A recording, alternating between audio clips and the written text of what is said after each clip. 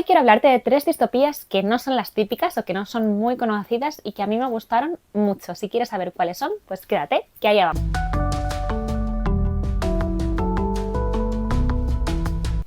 Ay, Gladys, ven.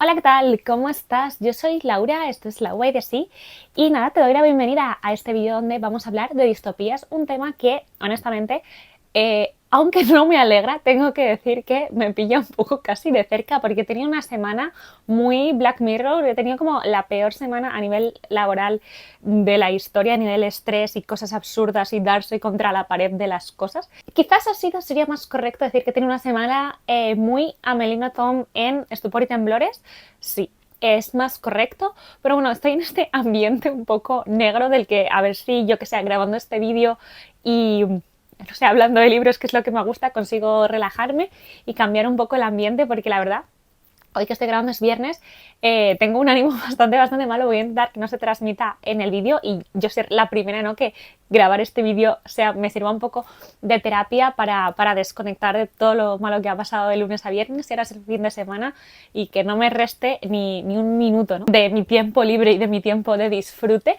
Así que nada, si también has tenido una semana regulera, te mando un montón de ánimo y allá vamos, que seguro que la próxima es muchísimo mejor, o eso es lo que deseo. Y bueno, lo dicho, que en el vídeo de hoy quiero hablaros de 3 distopías que no son muy conocidas o que no son las típicas a lo mejor que nos vienen a la cabeza cuando pensamos en distopías, no lo sé, 1984, Mundo Feliz, El cuento de la criada, por ejemplo, y que sin embargo, bueno, pues yo cuando las he leído me gustaron muchísimo, me dieron mucho que pensar y pues por eso las vengo a recomendar y a hablaros de ellas por si no las conocéis.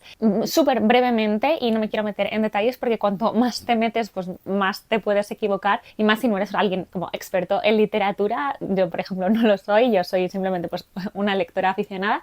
Y bueno, ¿qué es una distopía? Una distopía básicamente es una ficción, ¿no?, donde se nos va a presentar un mundo o una sociedad normalmente ambientada en el futuro o en un mundo fantástico, donde bueno, hay algún tipo de realidad un poco, digamos, indeseable, ya pueda ser pues porque hay un gobierno dictatorial, porque hay una catástrofe climática, porque bueno, se den X tipo de violaciones a los derechos humanos como los tenemos entendidos o a una parte de la población.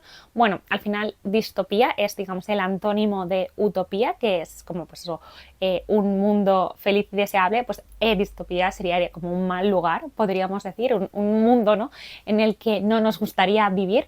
Pueden ser de cualquier tema, o sea, pueden realmente abordar millones de temas, todos los temas que se os ocurran, pero quizá, bueno, las que están relacionadas con la política, con el control de la población, por ejemplo, los derechos de las mujeres, o con supuestos donde el conocimiento ya no existe y el pensamiento crítico ha desaparecido, entre otras cosas. Son así temas que son relativamente frecuentes en las distopías actuales.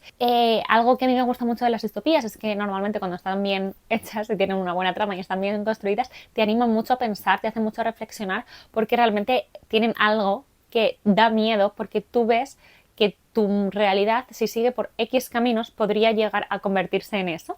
Y eso pues a mí me hace pensar bastante. Y nada, ya sin más dilación voy a hablaros de la primera de ellas. A ver, un segundo, Gladys, ponte aquí, querida. La primera de las que quiero hablaros es La policía de la memoria, de la autora japonesa contemporánea Yoko Ogawa. Ella es bueno, una de mis autoras favoritas. Ella, toda su obra, o casi toda su obra, estaba publicada en la editorial Funambulista, pero no sé qué está pasando con los derechos y ahora están publicando algunas de sus obras en Tusquets. Y esta, que es La policía de la memoria, yo creo que no estaba en Funambulista, sino que bueno, pues salió, creo que fue el año pasado o hace 2 años, así, además en un contexto que estábamos viviendo pues muy concreto, que quizás también ayudara un poco a publicar esta novela ahora, porque esta novela, a pesar de que nos llega en este momento, realmente es de 1994 y fue una novela que pasó bastante desapercibida por lo que he visto, al menos en el mercado español y en general, y sin embargo pues hace un par de años se tradujo al inglés, o se retradujo, no sé, y se le dio un cambio de título y también un cambio de estética, que yo creo que responde mucho pues a cómo funciona el marketing actual, porque nos están vendiendo la misma novela pero con otro aspecto. Y voy a daros también un poco mi opinión sobre eso antes de empezar. La policía de la memoria, en realidad en japonés se llama algo así, ¿vale? Lo podríamos traducir como cristalización secreta o cristal escondido, ¿vale? Como algo así, es que es un título un poquito difícil de interpretar. Y las imágenes de la cubierta en Japón son muy diferentes. Voy a ver si puedo dejaros algunas por aquí. Son más etéreas o relacionadas con la naturaleza y un poco tiene mucho más que ver con el libro que, digamos, esta imagen que nos han presentado aquí, ¿no? Que está un poco fragmentada y esos colores no creo que sean tampoco casualidad. A mí me da una sensación como de muy político, ¿no? Lo que vamos a encontrar, incluso esta persona tiene encima como un sello, ¿no? Que como si fuera una ficha que pone la policía de la memoria, y este título, la policía de la memoria, que a mí me hace pues una referencia clara, ¿no? A 1984, al Ministerio de la Verdad, a la Policía de la Verdad, bueno, todos estos personajes que habían y nos lleva ahí. Y de hecho se promocionaba como una distopía orwelliana, lo cual, cuando este libro salió, hubo bastantes reseñas negativas, porque si tú estabas buscando eso, esto no lo encuentras en este libro, ¿vale? Y ahora voy a entrar un poquito más en la trama, porque sí, es una distopía, por supuesto, pero no es una distopía. Creo que se puede interpretar en una clave política, sí, pero no tan directa como en 1984. Esto es otra cosa, otro ritmo y contado de otra forma. Hay una isla en algún lugar del mundo, que puede ser Japón, pero puede ser cualquier otro lugar, realmente no nos da referencias, donde desaparecen, iba a decir cosas, van desapareciendo cosas, pero también seres vivos y conceptos. Entonces, por ejemplo, una mañana desaparecen los pájaros. Pero no es que desaparezcan y ya está, ¿no? Es que la gente se va olvidando poco a poco a partir de ese día de los pájaros, lo que eran, olvidan el concepto y olvidan también los recuerdos que tienen asociados a eso, ¿vale? O yo qué sé, me lo voy a inventar esto. Lo de los pájaros sí es una de las primeras cosas que desaparece, o te cuentan incluso que ya han desaparecido. Es como si yo me levanto y hoy han desaparecido los cojines. Pero no es que hayan desaparecido, es que la gente coge los cojines de su casa y los lleva, creo que a un río o a no sé dónde, o los queman y desaparecen. Entonces, según van desapareciendo físicamente porque ellos se deshacen de eso, también va desapareciendo de la memoria individual y colectiva. Es muy, muy interesante porque va desapareciendo cosas cosas, entendedlo como concepto, ¿vale? Como muchas cosas. Entonces wow, es un libro que te hace pensar una barbaridad, porque ¿quién elige, no, qué desaparece o desaparecen de forma natural? ¿Por qué la gente olvida? ¿Por qué la gente no guarda cosas que deberían desaparecer? Y bueno, hay gente que efectivamente hace unas pequeñas trampas y no se deshace de todo eso. Y luego además hay una serie de personas que no se sabe quiénes son o qué patrón siguen, que no olvidan. Entonces está la policía de la memoria que busca a estas personas y se las lleva y no se sabe muy bien qué pasa con ellas. Entonces, bueno, la verdad podéis ver que es una premisa muy, muy interesante. Lo que ocurre es que no tenemos que pensar que nos vamos a encontrar una distopía o una cosa como muy de tensión, que van a estar pasando cosas todo el rato, porque esto que está pasando es así y es tan interesante como parece, pero se cuece a fuego muy muy lento. Es una autora japonesa y de verdad se nota mucho en su forma de escribir y de contar las historias. Y bueno, nuestra protagonista es escritora y entonces dentro de la propia novela va a haber otra novela. Entonces hay un poco de metaliteratura en la novela y además esa novela que ella escribe es muy muy simbólica, ¿vale? Es una de las claves para sacarle muchísimo partido a la novela. A mí me gustó muchísimo, pero os tiene que apetecer algo que se cueza a fuego lento. No es una novela para leer en el autobús o en la piscina, ¿no? Tienes que meterte dentro para disfrutarla, no hay una coma que no esté pensada. Es de verdad muy muy interesante. A mí me encanta Yoko Gawa y este es de los libros que más me gustan suyos, que la gente que es muy muy muy, muy fan de la autora, este no es de sus favoritos, porque es cierto que aquí no se ven algunas de sus características que luego explotan otras como más, no sé, como historias más pequeñas del día a día de las personas. Esto tiene ahí un pequeño world building y demás, pero a mí tengo que decir que me encantó. Como vemos bastante claro desde el título, uno de los temas fundamentales de la novela va a ser la memoria y se van a hacer pues muchas reflexiones en torno a ella.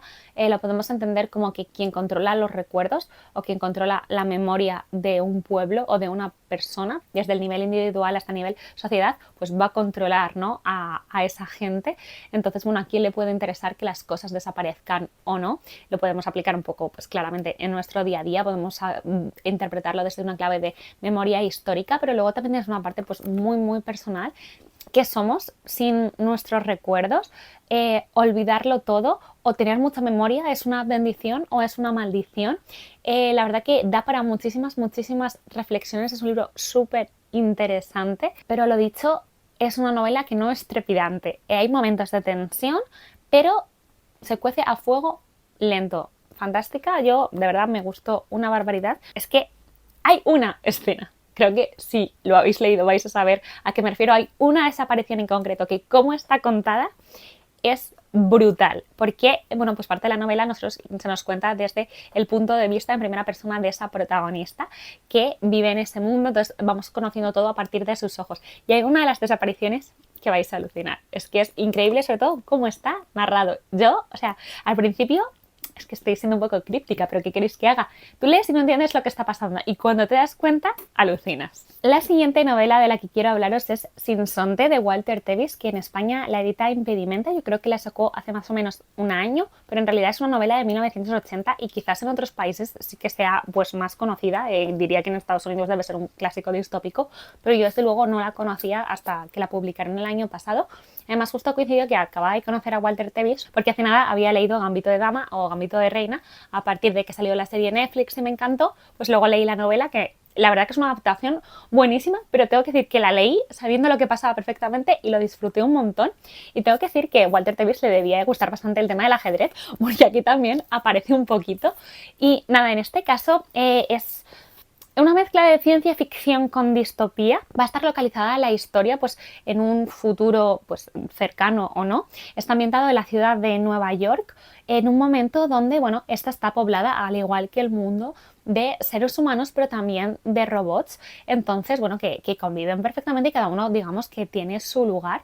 Según va avanzando la novela, pues nos damos cuenta de que los seres humanos tienen una vida pues un poco diferente a la nuestra, ya no tienen relaciones entre sí, ni de amistad, la familia se ha perdido un poco como nosotros la entendemos, ni de amor. Entonces es una sociedad muy individualizada, donde la mayoría de la gente pasa el tiempo completamente narcotizada y entretenida con cosas de consumo rápido. Este estado narcótico en el que se encuentran está totalmente legalizado, por lo cual, bueno, está bien visto que nadie ya piense y que ni nadie ya viva. Además, cuando la gente camina por la calle, de repente pues mucha gente prende, ¿no? Se queman, ¿no? Se suicidan a lo bonzo y es, bueno, bastante interesante porque es algo como una visión, una imagen muy llamativa que tú te quedas ahí pensando en plan, ¿pero qué está pasando aquí?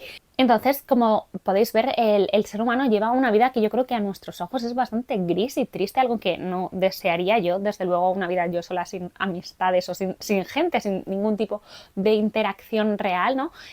Los conceptos como del amor de pareja o de la familia suenan como al pasado, incluso mucha gente ya no entiende muy bien qué significa eso, no, son como, wow, esto sí hace no sé cuánto tiempo la gente se casaba, ¿qué es eso? ¿No? Un poco así.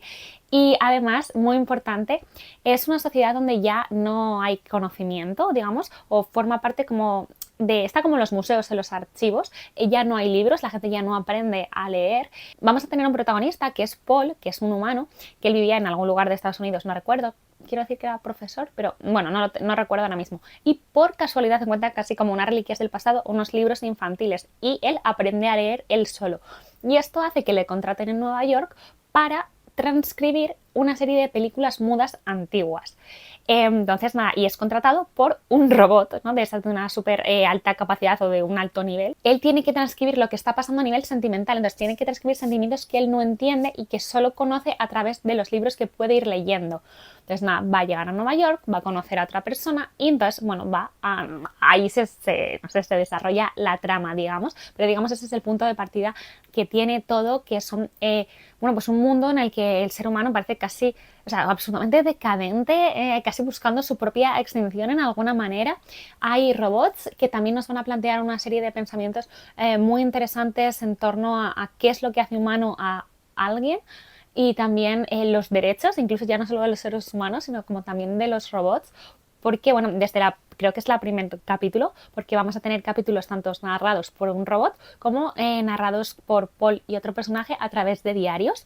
Este personaje robot que os digo, él quiere dejar de vivir, no le gusta, pero no está programado para ello, entonces aunque intente quitarse la vida, no puede. Entonces, bueno, la verdad que tiene un montón de reflexiones, un montón de temáticas diferentes y de muchísima actualidad, la verdad, como puede ser, por ejemplo, la individualidad, ¿no? El enfriamiento de las relaciones, relaciones, la baja natalidad, o también, por ejemplo, como el consumo rápido de diferentes tipos de cosas hace que menos gente o que haya sea cada vez más difícil concentrarse en hacer ciertas cosas que requieren esfuerzo. También, sorprendentemente, toca el tema de las van life o de vivir de forma nómada pues no sé, en tu camper y demás.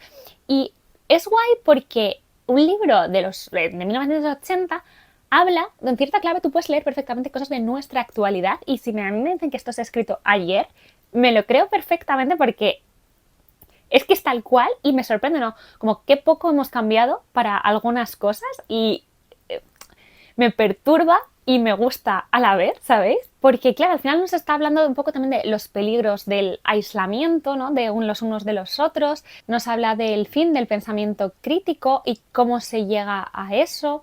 También, bueno, va a hablar de religión, va a hablar de familia, va a hablar de relaciones. La verdad que es un libro que a mí me gustó muchísimo. Este es un libro, como también La policía de la memoria, que se cuece a fuego muy lento. Es un ritmo lento. Tengo que decir que es que a mí, como podéis ver, son libros que me gustan. Yo no necesito solo como un thriller, ¿no? Que te comes. A mí este tipo de libros me gusta que me hagan reflexionar y no necesito velocidad, sino una buena construcción, y este desde luego lo da.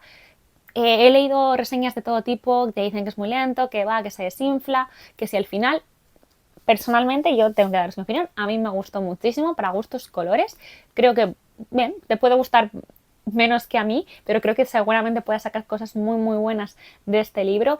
Hay escenas como, bueno, la relación entre Paul y otra persona que va a aparecer a lo largo de la novela, me tenía ciertos puntos que me recordaban a 1984, no sé si sería un guiño o no, pero bueno, la verdad que al final siempre funciona muy bien, ¿no? Cuando aíslas a dos personajes de alguna manera y en un mundo, ¿no? que es distópico, que es constringente, que es un mundo donde ellos son diferentes al resto y tienes que hacer ciertas cosas de forma oculta. Entonces la verdad que es muy interesante destacar que la edición, o sea, no me puede parecer más bonita, la verdad es una pasada, y está traducida por John Bilbao. Qué curioso, no sabía que también era traductor, bueno, imagino que lo sabía cuando lo leí, pero lo había olvidado.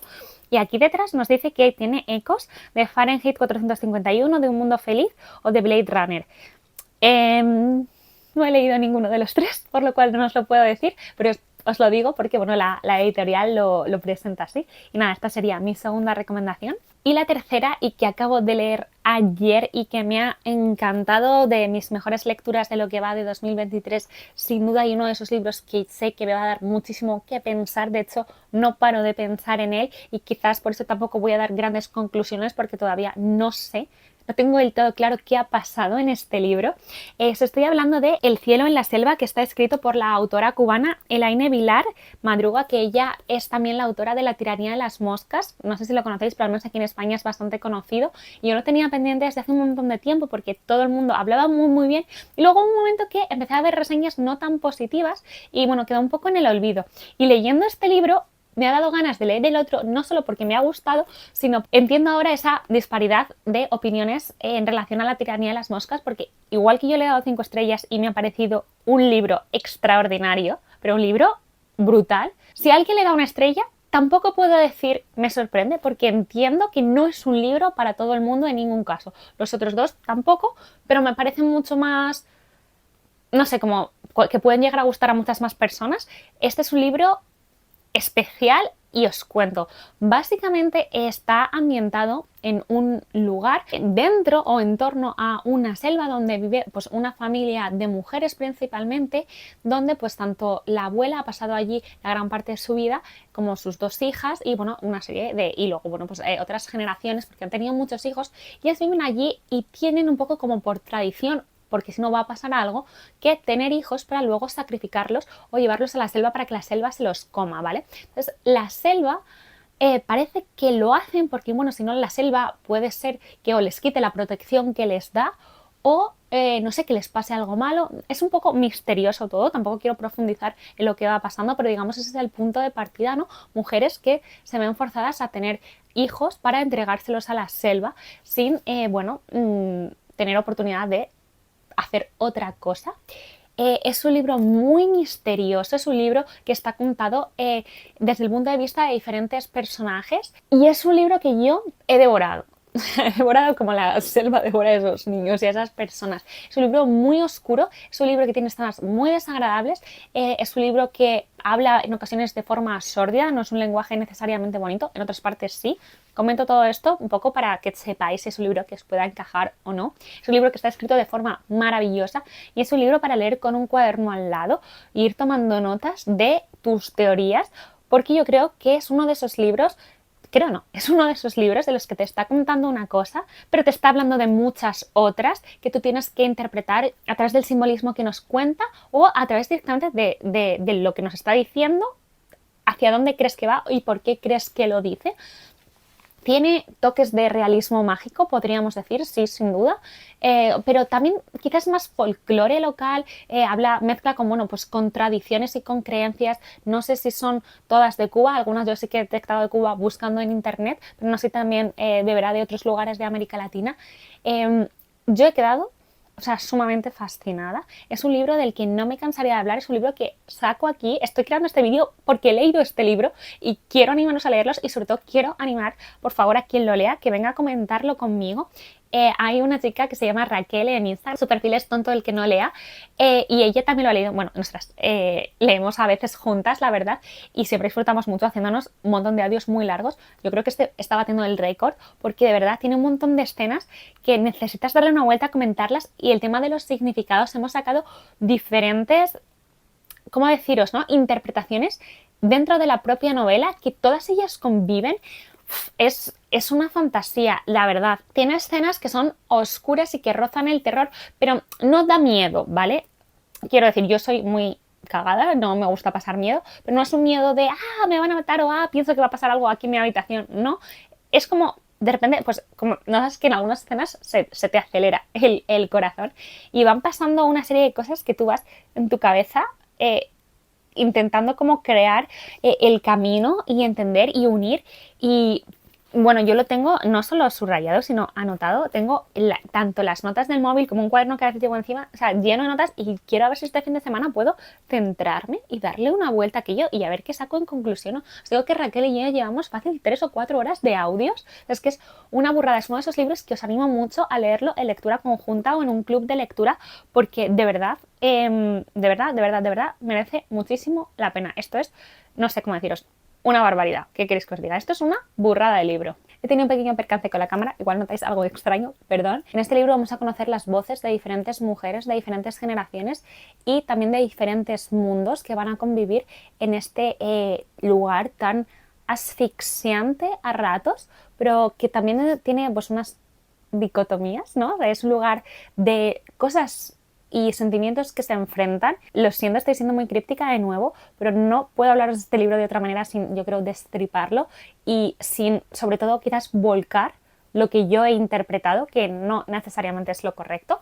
Es un libro donde, bueno, uno de los personajes quizás más interesantes es la hija de una de las hijas de esta matriarca que se llama Santa, que ya el nombre es un gran juego, ¿no? Porque es una persona que toma unas decisiones muy cuestionables desde nuestra moralidad, al menos. Es, digamos, todo lo contrario a Santa.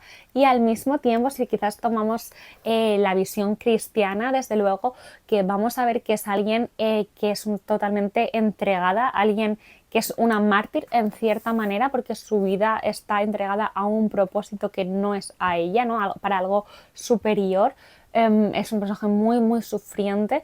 También vamos a ver mucho, de verdad, y es uno de los grandes temas de la novela, además de la maternidad, pero que está relacionado con ella en cierta manera, ¿no? No las fases, pero bueno, la vida de una mujer desde niña hasta cuando es una persona mayor, cuando es anciana, los sentimientos y cambios que tiene y cómo no solo cómo se vive desde dentro, sino también cómo es percibido. Todo esto sucede en un ambiente muy oscuro, en un ambiente que da miedo, que da intranquilidad, que te mantiene todo el rato como atenta de que va a pasar algo, qué va a pasar con estos personajes, si lo que va a ocurrir va a venir de fuera o va a venir de dentro de la casa o incluso dentro de los propios personajes. Es mucho más difícil hablar de esta novela que hablar de las otras, porque esta es mucho más simbólica y aquí sí que es mucho más trepidante que las otras dos. En ningún caso se cuece a fuego lento esta novela. La devora, están pasando cosas constantemente y además con el cambio de narrador constante hace que de verdad no te puedas despegar y al mismo tiempo pues lees 100 páginas y te paras a pensar y dices, ha pasado muchas cosas, no exactamente ya ha pasado todo, porque pequeñas escenas nos permiten conocer a los personajes antes y después y tratar de entender por qué son como son y por qué actúan. Y también hay muchas cosas que no se nos dicen claramente y que nos toca a nosotros interpretar. Es un libro que, por ejemplo, si has leído Temporada de Huracanes y te gustó, creo que te puede gustar sin tener absolutamente nada que ver ni en el estilo, porque por ejemplo creo que Temporada de Huracanes tiene una trama más sencilla, pero está contado de una forma que no es del todo fácil.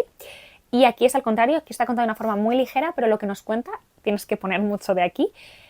Pero esos temas sórdidos, eterno, como el dedo en la llaga de ciertas heridas que tenemos a nivel sociedad, también lo hace sórdido, como digo, y toca temas incómodos. Entonces, en ese sentido, creo que si te gustó uno, puede gustarte el otro, sin tener nada que ver como novelas, ¿vale? Aparte, bueno, es cierto que son dos autoras latinoamericanas que son contemporáneas y que hablan de temas sociales en cierta manera y que nos atañen como sociedad y que nos atañen como mujeres. Así que sí, tienen puntos en común y que también hablan sobre la violencia a la mujer desde lugares diferentes y poniendo el foco en temas diferentes, pero digamos que la mujer es un núcleo en las dos novelas y eso también lo tienen en común, así que bueno, también os lo dejo aquí, ¿no? Como, no sé, como referencia. Eso sí, preparados para no solo sufrir, sino para enfrentarnos a una lectura muy dura en muchos temas,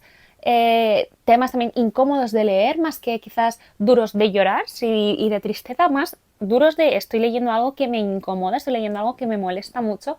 Hay muchos personajes que me crean malestar, están muy bien contadas, actos y cosas que es que de verdad no estamos acostumbrados a leer, y es un libro al que yo no paro de darle vueltas. De verdad, está editado por Lava Editorial. Os animo a meteros en la editorial para mirar un poco más, no lo sé, o las primeras páginas o quizás la sinopsis. Esto es una distopía, sí, sin duda, pero al mismo tiempo yo cuando lo leía lo veía muy entre géneros, ¿sabéis? Porque tiene mucho también de ficción contemporánea y de temas que nos hablan de la mujer, porque sin duda nos habla de la maternidad, es uno de los grandes temas de la novela y es imposible perderlo de vista. Lo que pasa es que luego vas creando tantas teorías que a veces dices, ¿pero cómo lo relaciono? Para que os hagáis una idea, os voy a leer la dedicatoria que hace la autora y que es un gran punto de partida y una declaración de intenciones de lo que vamos a encontrar en el interior. Para mis bisabuelas que parieron demasiado y para mis tías que decidieron no parir. Luego tiene una frase de Medea, de Eurípides, que es: más quisiera yo embrazar 3 veces el escudo que parir una sola. Como veis, bueno, sin duda nos va a hablar de maternidad, pero no penséis que de una forma de la que habéis leído ya. Le da no una vuelta, sino que nos enseña un enorme espectro de cosas en torno a la maternidad, de reflexiones y bueno, de verdad, esto es una burrada enorme de libro. Y nada, estos son los 3 libros de los que os quería hablar, son todos magníficos, yo desde luego los disfruté muchísimo, son libros que a mí me dieron mucho que pensar, que es algo que a mí pues me gusta mucho. A mí me gusta mucho que los libros no me dejen indiferente, que despierten pensamientos en mí, no necesariamente que me convenzcan de nada, sino que bueno, que me hagan pensar y que me hagan plantearme tanto lo que me están contando como mi realidad, y eso pues me divierte mucho y sobre todo pues me interesa porque me saca también como de mi zona de confort, ¿no? Si solo leemos cosas que nos complacen, pues nos quedamos siempre en el mismo lugar, ¿no? Por supuesto, ya sabéis que yo leo mucha lectura de entretenimiento y cosas ligeras, pero que estos son libros intensos y que me han gustado mucho, que me dejan mucho pozo. Libros que recomendaré siempre y de esos libros que yo sé que volveré a leer todos ellos porque es una auténtica pasada. Y nada, espero que os haya gustado este vídeo, que os hayan interesado estas 3 novelas. Si queréis comentar algo en comentarios, pues no sé cuál os ha llamado más la atención o si habéis leído alguna de ellas, cuáles fueron vuestras impresiones, me encantará saberlo. Nos vemos muy pronto en el siguiente vídeo y muchísimas gracias por llegar hasta aquí. ¡Hasta luego!